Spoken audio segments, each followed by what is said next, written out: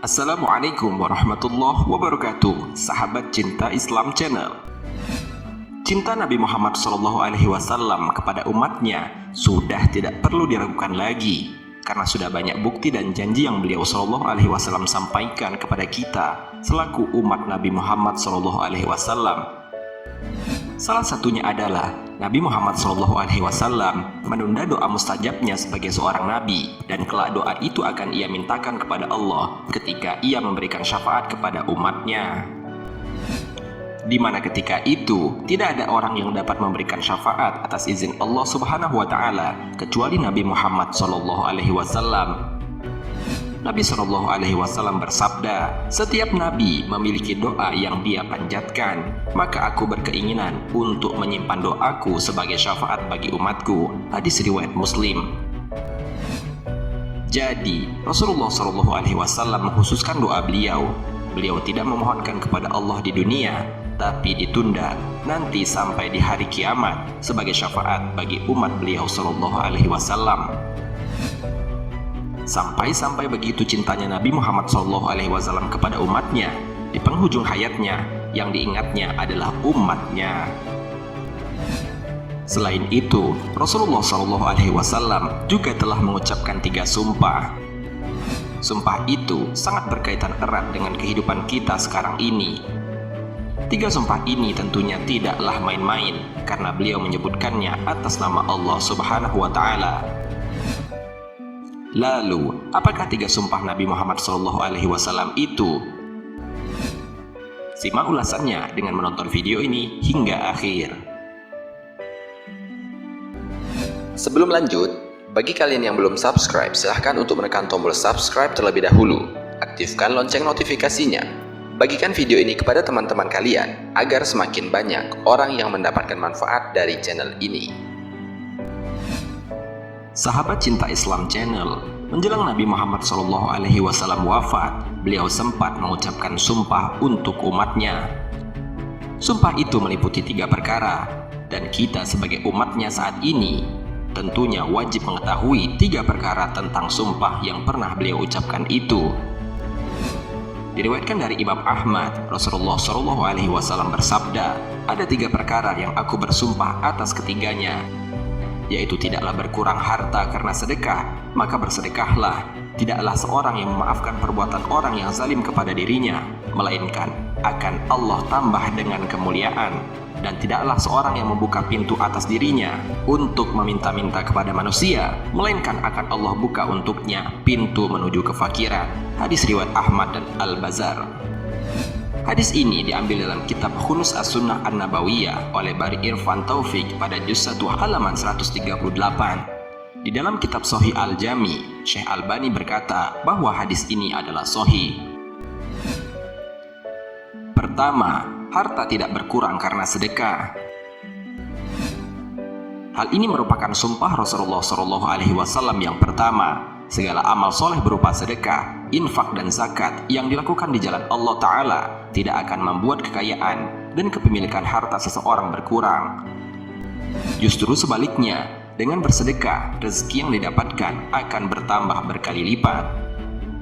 Oleh karena itu, Rasulullah SAW sangat menyarankan umatnya untuk selalu bersedekah dalam bentuk apapun.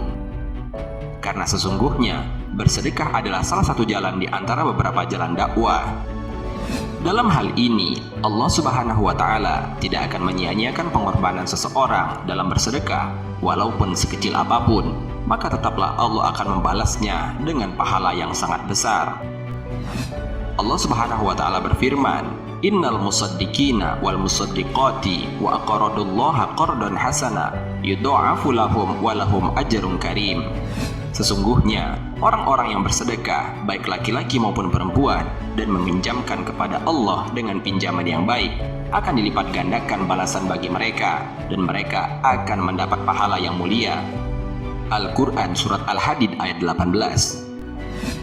Kemudian dalam ayat lain, Allah Subhanahu wa Ta'ala juga berfirman, "Faman ya'mal mithqala dzarratin khairan yarah, wa man ya'mal mithqala dzarratin syarran yarah."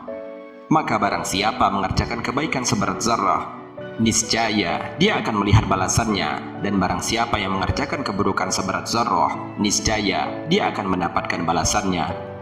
Al-Quran Surat Al-Zalzalah ayat 7-8. Kedua, orang yang bersabar di atas penganiayaan diberikan kemuliaan. Di antara hikmah adanya orang yang zalim adalah anjuran bagi kita untuk berlaku sabar dan tidak meneladani kezalimannya tersebut.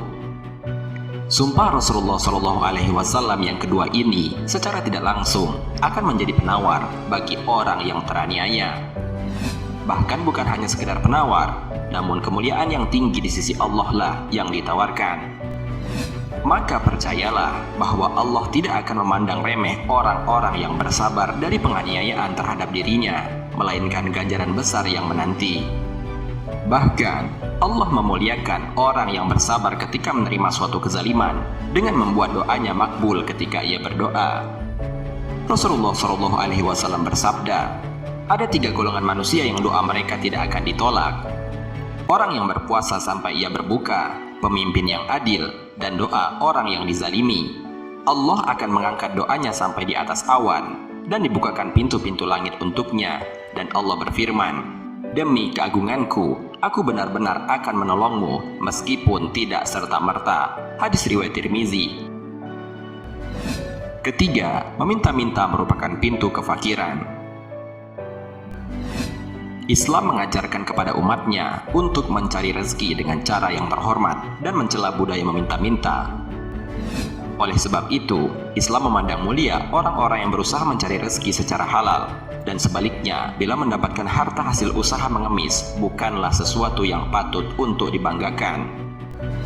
Rasulullah SAW memperingatkan kepada umatnya tentang larangan meminta-minta ini di dalam sabdanya, barang siapa yang meminta-minta, padahal ia tidak fakir, maka seakan-akan ia memakan bara api.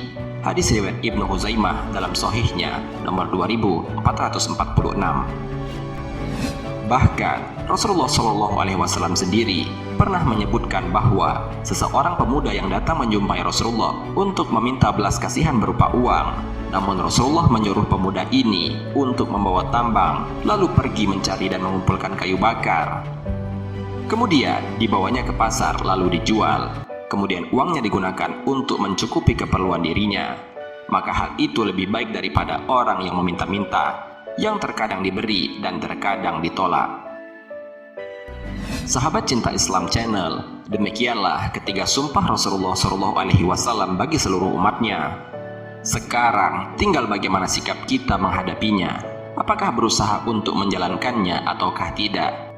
Dan sungguh beruntunglah orang-orang yang mampu mengamalkan perintah dan anjuran Rasulullah SAW tersebut.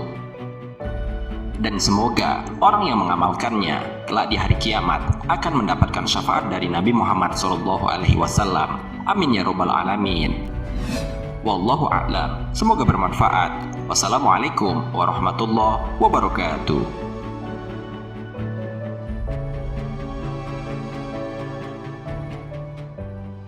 شكرا يا ربي شكرا